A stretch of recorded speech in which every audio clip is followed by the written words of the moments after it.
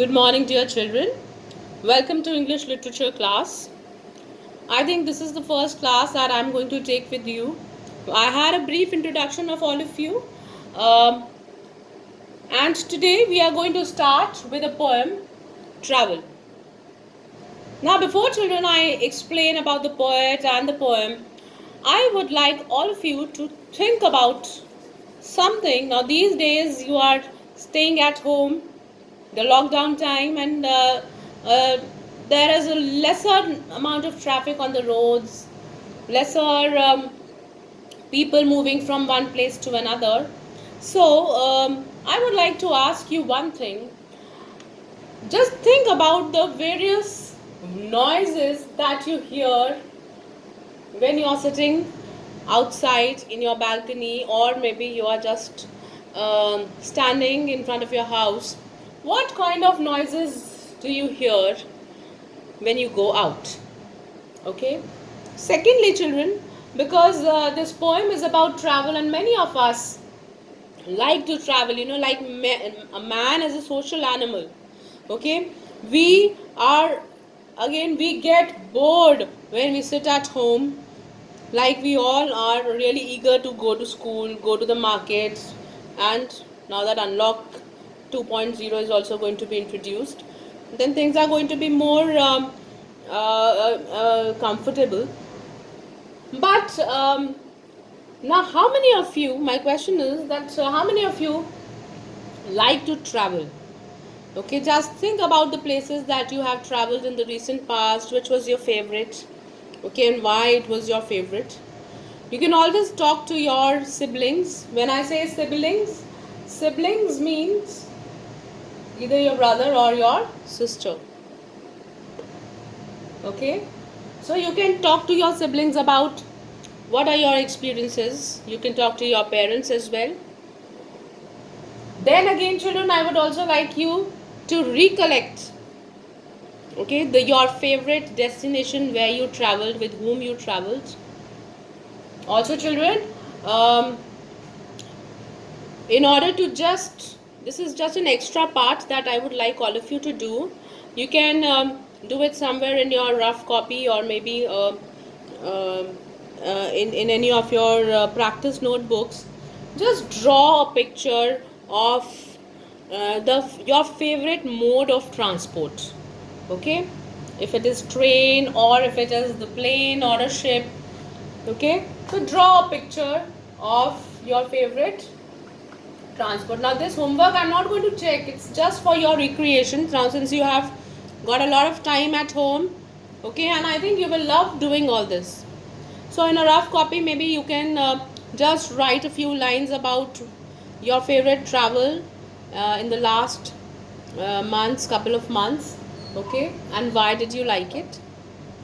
Now, children, coming on to the poem. This poem, Travel, is written by an American poet whose name is Edna St. Vincent Millay. Okay, and she has won various awards for her poetry, and also her poetry reflects the traditional and the modern elements of the world. Okay. Now, in this poem, children, as the name says, in this poem, the poet, she expresses a longing. Okay, she expresses a longing for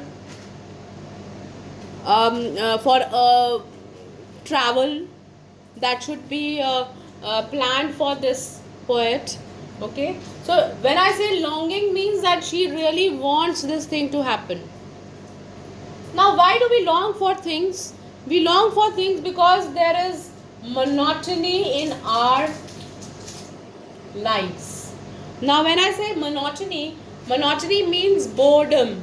Okay, so children, mind you, in every class I will be giving you different words, okay, which you can use in your daily language also.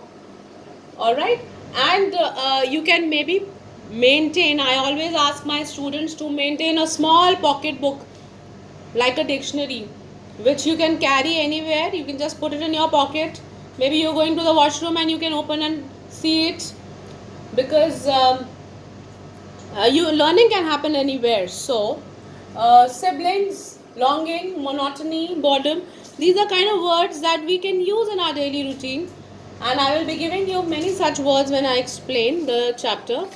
Okay, but these word meanings are not to be written in the notebook. This is only for your reference. Now coming on to the poem, children, let me just read out the first paragraph I have written on the board, and I will be explaining it line by line, line by line. The railroad track is miles away, and the day is loud with voices speaking. Yet there isn't a train goes by all day, but I hear its whistle shrieking. Now here, children, in this paragraph, it shows that the poet is living somewhere where she can only hear the train whistle of the train, or where she cannot see the train. So the first line says that the railroad track is miles away. It's miles away, but a faint whistle of the train reminds her that yes, there is a railroad track nearby. Many times it happens with us also that we just go out and we just see, and we just seem to hear the whistle of the train, and it seems that a station is nearby.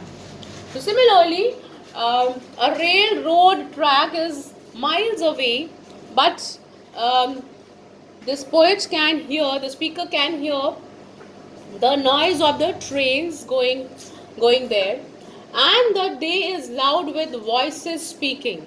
So what is happening around the poet is that her day is very, very busy. Throughout the day, she hears the voices of the people. Now, like I told you, that just recollect the noises that you hear. Maybe in the morning, if you are staying in a locality where the garbage collector is coming and collecting the garbage, or maybe some of the hawkers are coming. Now, who are the hawkers? Hawkers are people who sell things door to door. Okay, like in your localities, there's sabji wala coming, or raddi wala coming. So they are hawkers. They move on cycles or scooters, or have their own thelas. Now thela in English we call it as a hitch. Okay, so now so in the second line it says that the poet also hears the various voices of people that are there around her. Yet there isn't a train goes by all day. The third line means that even though there is a railway track miles away, but there is no train which goes on that railway track. Okay, this shows, but I hear its whistle shrieking. But I hear its whistle shrieking. Shrieking means a very, very loud sound.